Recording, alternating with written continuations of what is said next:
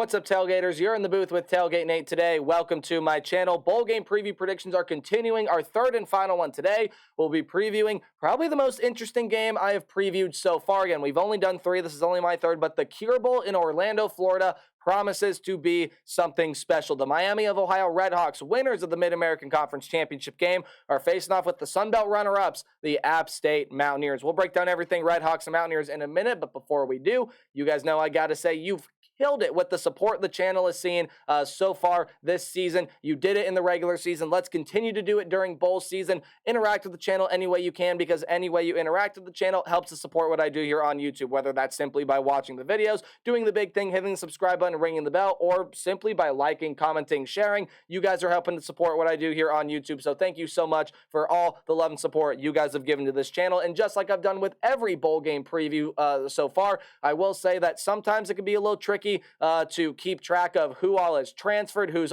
opting out, things like that. So Redhawk fans, Mountaineer fans, I'll do the best I can with the information I have as of recording this video. If there's any more information that comes out or I've missed anything, feel free, leave it in the comment section down below and let me know. But with all that out of the way, the Redhawks and the Mountaineers are set to do battle on December 16th. Again, you'll see where to watch it here in a minute, but let's just go ahead and start previewing this game. Let's start by previewing the offense for the Miami, Ohio Redhawks, and there's going to be a bit of a wrench thrown in to this game here. So a lot of the skill position players are going to be playing in this game. Your leading rusher in Rashad Amos, who had 895 yards, 12 touchdowns on the year, big part to what this Redhawk team does offensively. He, to my knowledge, will be playing, as are some of your leading wide receivers here. Gage Larvadane, Cade McDonald, Javon Tracy, Joe Wilkins, and many other names there as well that catch the ball. Those are the only four guys that are above 300 yards receiving on the season. So a lot of these skill position players,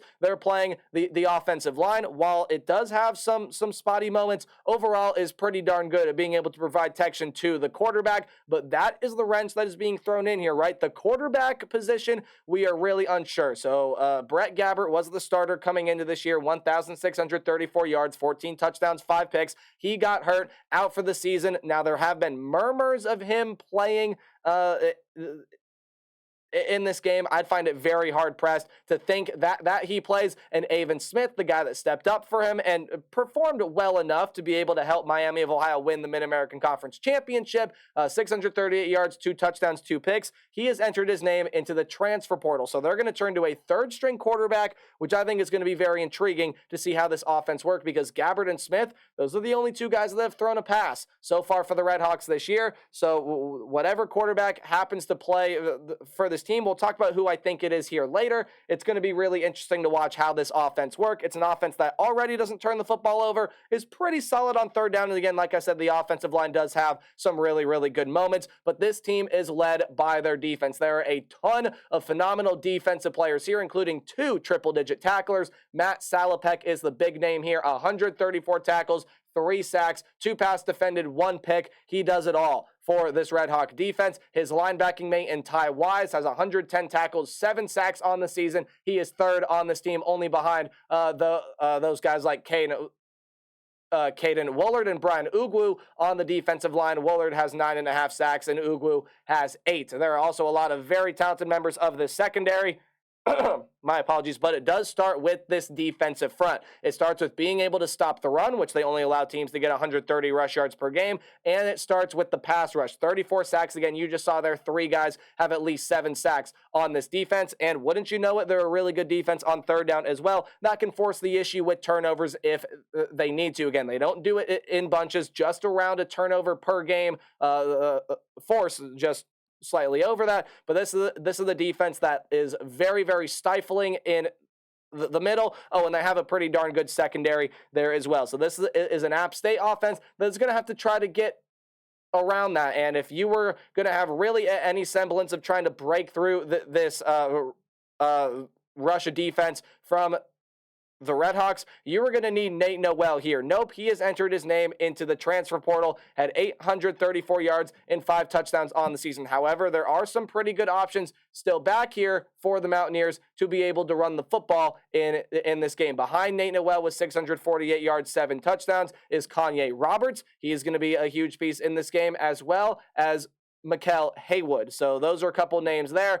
When you talk about wide receiver group, well, your fourth leading receiver in Deshaun Davis will not be playing in this game. However, the three guys above him will be. That's Caden Robinson, Christian Horn, and Mekhi Jackson, all of them with at least 380 yards receiving on the season, combined 18 touchdowns between those guys. And the guy throwing them the football, Joey Aguilar, is severely underrated among group of five quarterbacks. He is really, really, really good. In fact, even in the national conversation, Joey Aguilar is better than definitely quite a bit of the Power 5 quarterbacks that I've seen this year. 3,546 yards, 33 touchdowns to only 9 picks. Now, this is an offense that does have some turnover problems. However, they are pretty good on third down. And again, like Miami of Ohio, the offensive line can be spotty and let some guys through, but for the most part, they do a pretty darn good job. But Joey Aguilar, he's the big piece to watch. He has an explosive arm, and with most of his top guys coming back here, it'll be interesting to see how this offense runs without Nate Noel as the primary running back. But I think given all the weapons they have, I think they're going to be just fine. And defensively, these numbers don't quite do it justice of the way that this Mountaineer defense has played as of late. And again, much like the Redhawks, App State also has a 13th game under their belt. But on the season, they're averaging 390 yards, 178 on the ground, and 212 yards through the air allowed per game. However, that rush defensive number is very, very misleading because their rush defense has gotten significantly better as the season has gone along. Now, I also say that knowing that Kamani Vidal absolutely tore through this App State defensive front last week with Miami of Ohio. They're going to hope that Amos is able to do that same sort of thing, especially with the uncertainty in the quarterback room. And this is a Mountaineer defense that is not really that great on fourth downs. They're allowing teams to get over 41% of their third down conversions, but they do force the issue with turnovers, much like Miami of Ohio. They also generate pressure.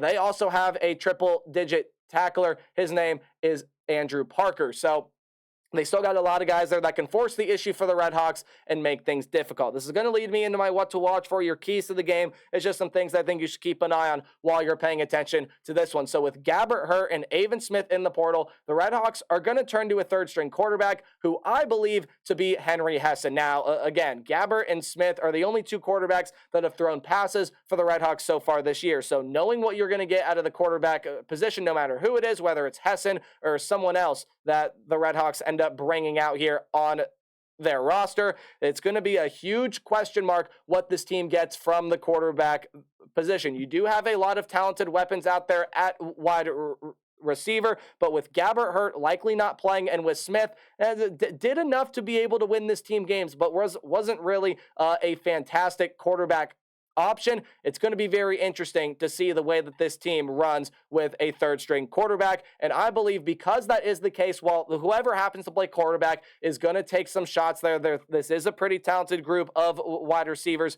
for Mid-American Conference standards. Rashad Amos will be the focal point of this offense, and it will be the focal point of this App State defense as well. It is going to be very interesting to see how Rashad Amos is able to do his damage and how this third-string quarterback is able to do damage as well. But you have to be able to contain the explosiveness of the Mountaineers, and specifically that arm of Joey Aguilar. Him and Roberts. Again, Roberts is that second-string running back behind Nate Noel. I think are going to generate a ton of big plays. And I think it's going to be really, really hard for the Redhawks to score. Given the fact that there is a third-string quarterback playing, you're not really sure where the production is going to come from offensively. And given the way, yes, I know what Kamani Vidal did about a week ago, a little bit over now, in the Sun Belt the championship game. But Rashad Amos is a guy that can and is going to try to penetrate through this defensive front. But this is an App State defensive front that has started to play really, really well in the trenches. And this is the secondary that has started to step up as well. That might not be as big of a concern given that you don't know what is coming from the Redhawks for quarterback play. Now, what I will say before officially predicting this game here is App State, as of right now, is sitting at 5.5. Again, that's as of recording this video. And yes, their conference record are including their conference championship game because I do that. But when you take a look at these two teams, if Miami of Ohio is going to get good quarterback play from whoever happens to be, whether it be Hessen or someone else, I think that's when you can start to find App State in a little bit of trouble, especially because you're not really expecting much. Not even App State is going to know what to expect from the quarterback position here for the Redhawks in this game. So if the quarterback starts lighting things up, starts throwing things downfield, starts beating this App State secondary, that's when the Mountaineers are going to start to have problems. However, I think it's going to be a real struggle for the Redhawks to score points. The defense for the Redhawks are going to force some turnovers. They're going to have their moments, but App State will keep control of the ball. Joey Aguilar will make way too many big plays, and I think App State wins this one by double digits. I got them sitting here at 28-16. That's my final prediction for the Cure Bowl in Orlando. Let me know how you guys see this game playing out in the comment section down below. And hey, as always, remember to play hard but tailgate harder. I'll see all you guys in the next video. Goodbye.